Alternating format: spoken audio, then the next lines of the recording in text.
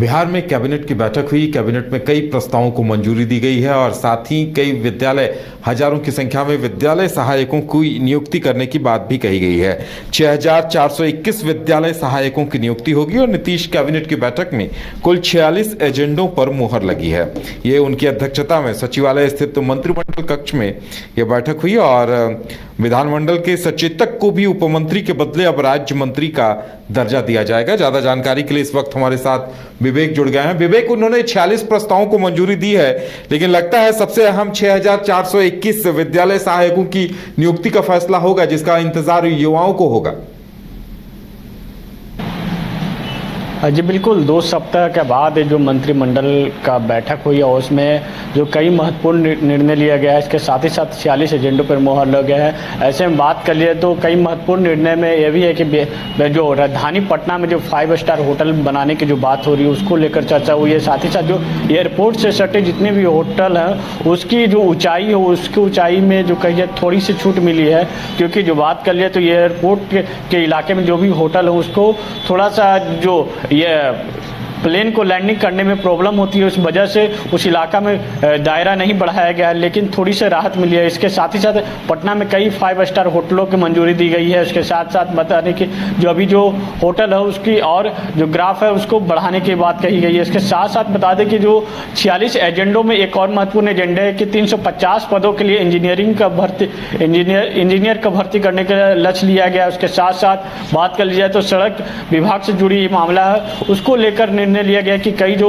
Elevated road है, elevated road का निर्णय लिया गया कि एलिवेटेड रोड बनेंगे। इसके साथ साथ जो है जो अभी सचेतक जो भी उप सचेतक एक सचेतक होते हैं उसको लेकर जो पहले उप मंत्री का दर्जा रहता था, लेकिन अब उसको राज्य मंत्री का दर्जा मिलेगा। इसके साफ तौर पर जो है उसकी जो पेंशन है, पेंशन को लेकर भी संशोधन किया गया है। जो 2006 नियमावली पेंशन उसमें संशोधन की गई है। इसमें कुल मिलाकर जो कही जाए तो जो कैबिनेट के जो सचिव हैं एस सिद्धार्थ ने प्रेस कॉन्फ्रेंस करके सारा विवरण बताया कि जो 2 सप्ताह के बाद जो है कैबिनेट की बैठक में यह निर्णय लिया गया है। इसके साथ ही इस बैठक में सबकी एक निगाहें इस यूटी की थी कि जो अभी बिहार में जो लैंड सर्वे चल रहा है, जमीन का सर्वे, उसको लेकर निगाह टिकी हुई थी कि आज सरकार उस पर स्थगित करेगी, क्योंकि जो बात कर लिए तो अभी जो लैंड सर्वे हो रहा है, लैंड सर्वे में कई समस्या उत्पन्न हो रही है जो आम ग्रामीण को पहले से बताया नहीं गया। उसके बाद उनके पास जब जा रहे हैं तो खतियान हो, दस्तावेज हो, जो दस्तावेज उनके पास उपलब्ध नहीं है। ऐसे में उनको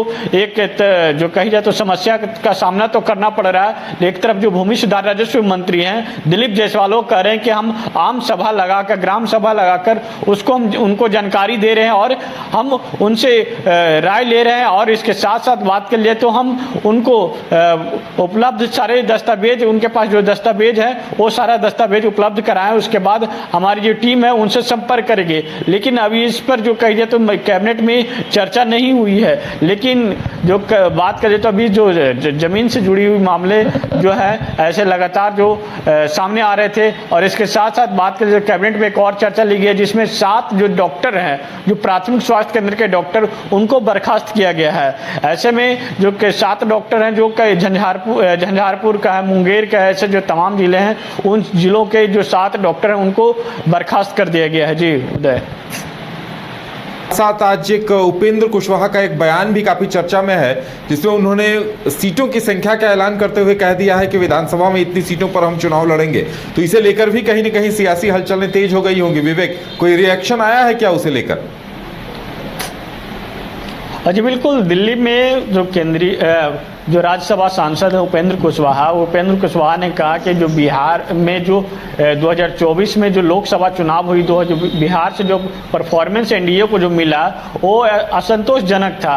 जो इतना लोगों को समझ था कि 40 सीट में से 39 सीट या 38 सीट मिलेगी, लेकिन उस तरह से नहीं मिला। ऐसे में लेकर जो आगामी जो विधानसभा चुनाव होना है उसमें जो सीट का जो समीकरण हो, समीकरण को अलग बदलना होगा। क्योंकि जो बात कर लिया तो उस समय जो इस समय समय जो लोकसभा चुनाव हुई उस समय बात करें तो 30 सीट एनडीए को मिली है, जिसमें असंतोषजनक है। और आने वाला जो विधानसभा चुनाव होगा तो विधानसभा चुनाव में सभी पार्टियों को एक साथ मिलाकर देखना होगा कि एक प्लेटफॉर्म पे लाना पड़ेगा, चाहे वो जीतन राम मांझी की पार्टी हो, चाहे हमारे खुद की पार्टी हो। जो उपेंद्र कुशवाहा का कहना है कि हमारी खुद की जो पार्टी है उसको लेकर उनका कहीं ना कहीं संदेश था कि हमको एक सीट पर जो संतोष करना पड़ा था इस बार जो लोकसभा चुनाव में, वो एक सीट न मिलकर हमको 30 सीट मिलना चाहिए। लेकिन जो बात करें बिहार में 40 लोकसभा सीट है और जो विधानसभा का जो सीट है 243 है। तो ऐसे में कहीं ना कहीं जो छह दल जो अभी एनडीए में अपने आप को एक एनडीए में जो